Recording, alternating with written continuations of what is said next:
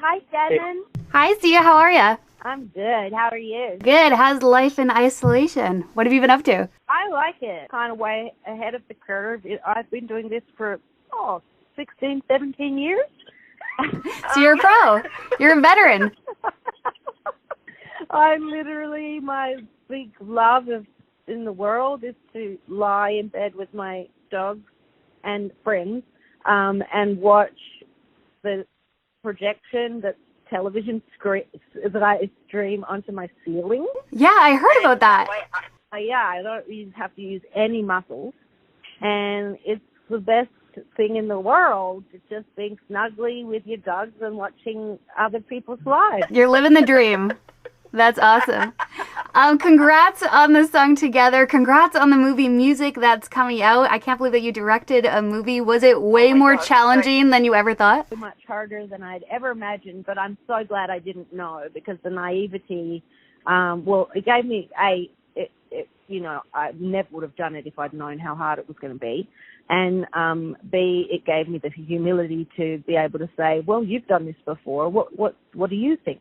To the DP or to the, production designer or the producer. So it gave me the flexibility to, just have humility and be like, just to collaborate.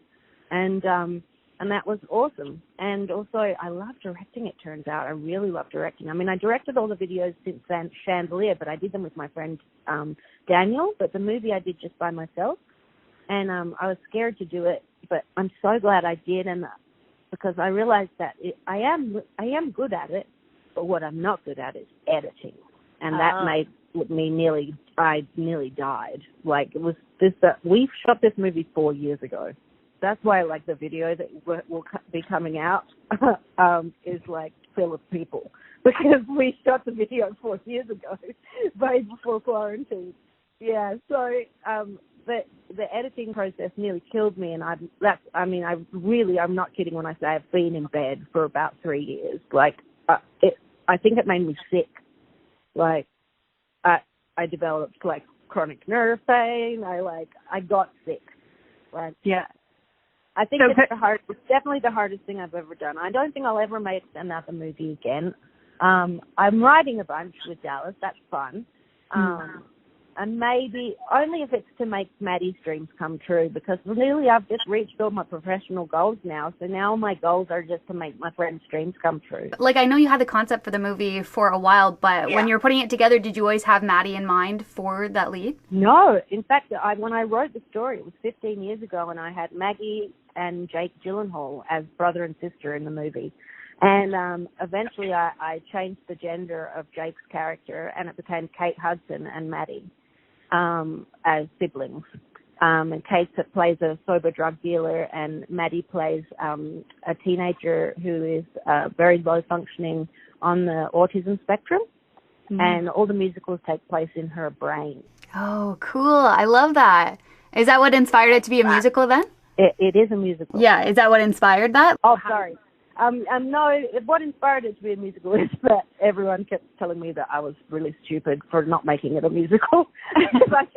I ended up getting funding for it before it was a musical, but just when I guess enough people say to you, it's like you have a blank, Scrabble pile, and you're not using it.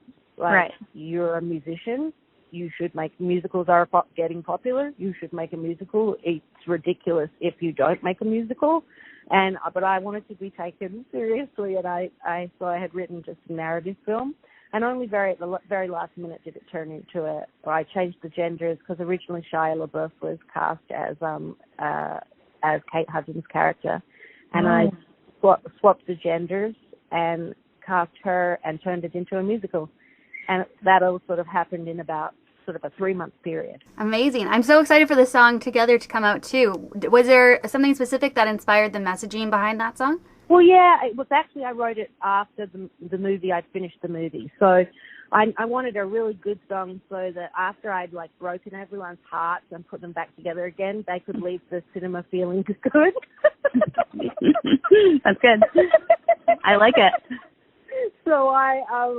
I knew I needed a really fun, uplifting, warm, great, just vibey, like end title, which means last song of the movie, finale. So that's why I went back and I wrote it, and that was part of a reshoot, was the video for Together. And we made that the grand finale of the movie. Because it felt like it felt like a great way to end the movie. I've noticed in the last couple of years with you that you are seen without your wig more than you are with it. Was that a realization that you decided to just like not wear the wig anymore, or was that more of a gradual thing? No, it was probably just because when I'm being Thea the pop star, I wear the wig. Right. If I'm being Thea the human being, I don't wear the wig. And if I'm being Thea the director, I have a whole different get up. Mm-hmm. It's a whole different I will be partially recognizable, but not really when I go do press for the movie. And it's just because I do like not being recognized. I think I've sent a pretty clear message now as well. Yeah. Like, people generally don't approach me. And just that I like my privacy, and that I like to just be a normal person.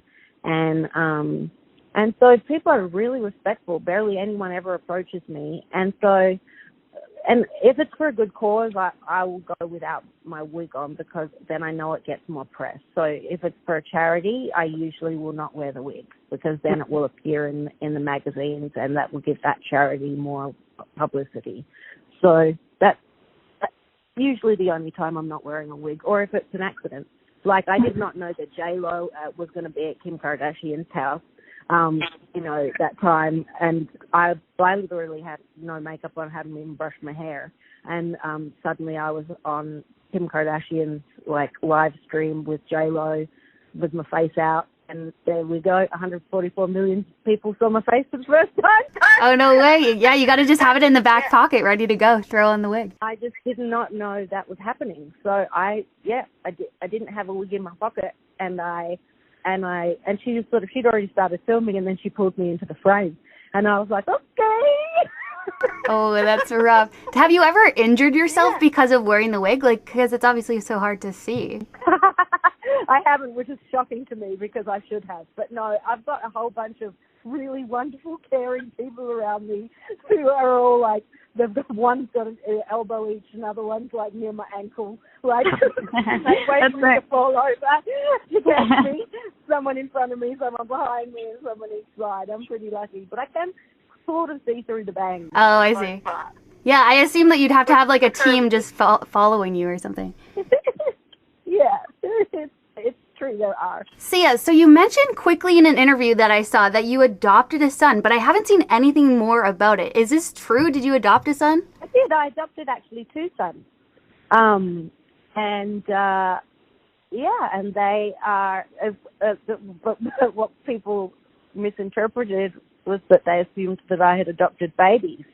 Right. But I didn't. I adopted 2 sons who were aging out of the foster care system. So they're both 19 now, and I've had them for a year, and I love them. How has it all been going? Really been really up and down, but mostly up.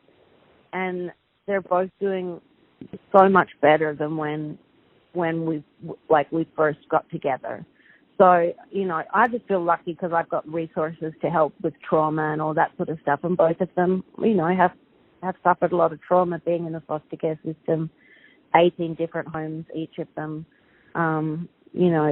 throughout their lives. Not very, not stable, being with people who it's not from care that it's not from the heart is what they told me, that nobody cared for them from the heart, that it was their job to care for them. It's been really nice to be able to care from the heart for them, and I love them. Thank you, Sia. What a pleasure to talk to you. Oh, you're welcome. Bye. Bye, sweetie.